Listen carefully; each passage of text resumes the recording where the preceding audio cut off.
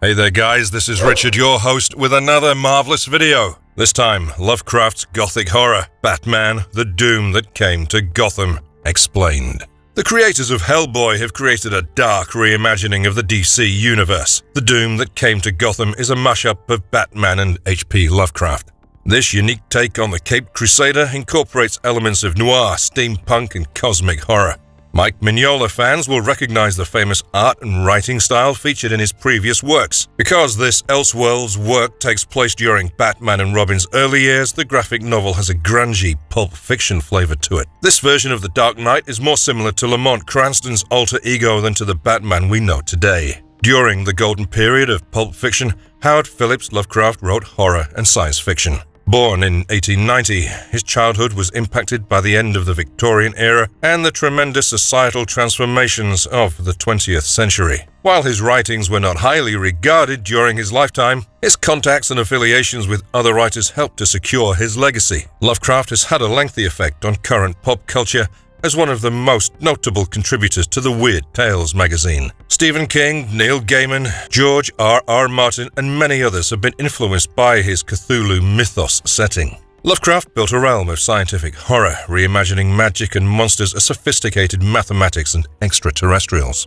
It's a cold and gloomy universe where humanity is at the mercy of an unkind and anarchic cosmos. Many of Lovecraft's writings were influenced by his excursions to New England, particularly the North Shore. Salem was a favorite city of his, and it appears frequently in his stories. Mike Mignola and Troy Nixey have built a setting that is congruent with the DC universe while still evoking a distinct Lovecraftian vibe. Fans of the Cthulhu Mythos will recognize references to At the Mountains of Madness, The Shadow over Innsmouth, The Nameless City, and other works. Many of Batman's adversaries and other Gotham residents are included in the Doom That Came to Gotham. The year is 1928, and Bruce Wayne has arrived home 2 decades after his parents were brutally murdered. He discovers that Gotham City is under otherworldly attack. A strange sect is striving to create the Lurker on the Threshold, an extraterrestrial demigod. In this combat against monsters, Bruce Wayne is driven to the brink of insanity as he strives not to become one.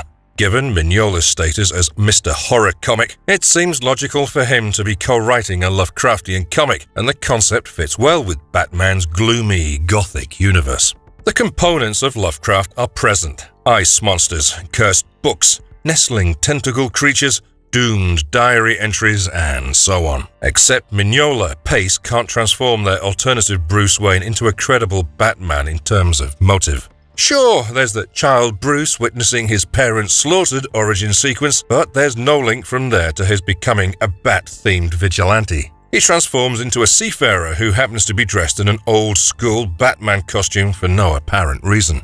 The novel suffers from a lengthy, hazy premise and an overabundance of characters that appear to exist solely for fan service. The Doom That Came to Gotham is a fascinating and innovative reimagining of Batman and Lovecraft that is worth a read for any Batman and Mike Mignola fans.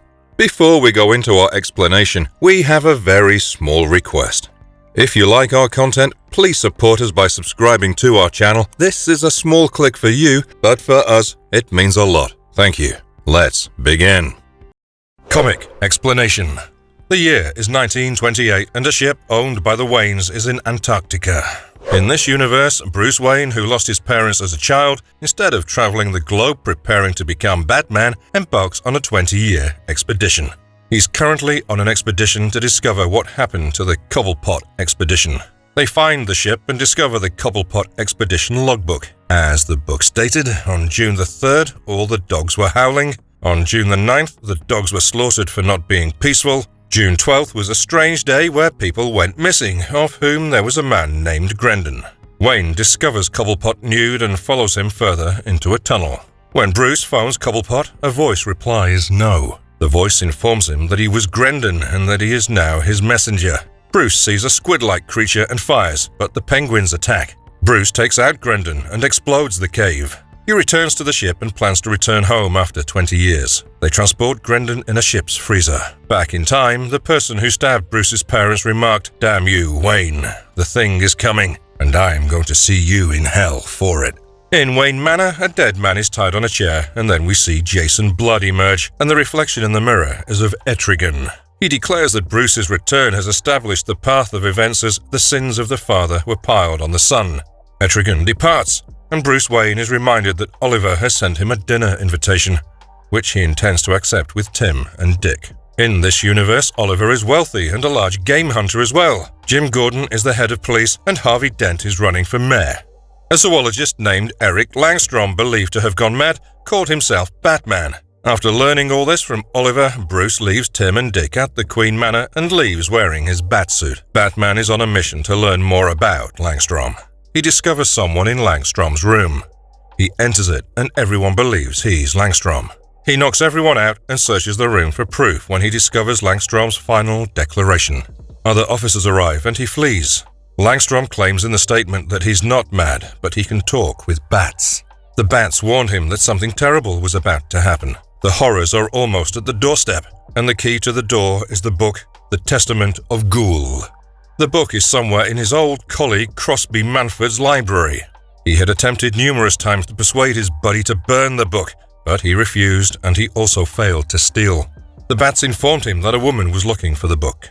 He claims that he lacks the strength to stop this. Soon after reading these, Batman plans to attend Gotham University.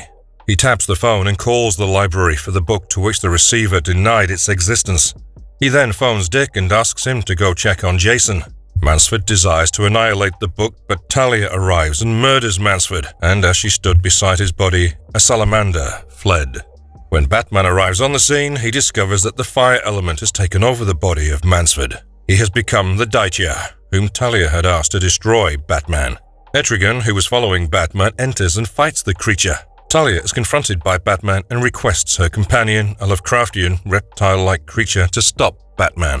Batman's gunshot has no effect, and just as the thing is about to murder him, it is stopped by Talia, saying that she has a plan, and they leave to go to the sewers occupied by two minions, leaving the creature to do some work. Back on the ship, the monsters attempt to retrieve Grendon, but Dick stops them, only to get impaled by the monster. Talia has the book, and she can reclaim her father, Ra's al Ghul. A swarm of lizards and frogs appear, signifying that Judgment Day is approaching. Batman, however, manages to flee. Ra's al Ghul watches as Grendon is brought to him. Yib Nogaroth, Log-Sotha's son, had sown his seed in Grendon, which Ra's al Ghul took out by ripping it from his body. It was a little plant that slowly transformed into a lady-like shape.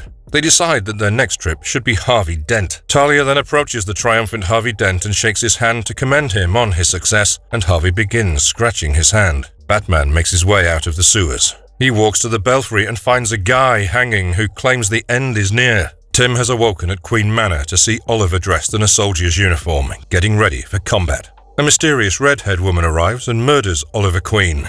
Batman arrives and saves the day. He takes Oliver's magical arrows. Harvey visits the doctor because half of his body is itching. As Ra's al Ghul announces that the door is ready to open, we see Harvey in his chamber, tossing a coin, which lands on his terrified side, and he is transformed.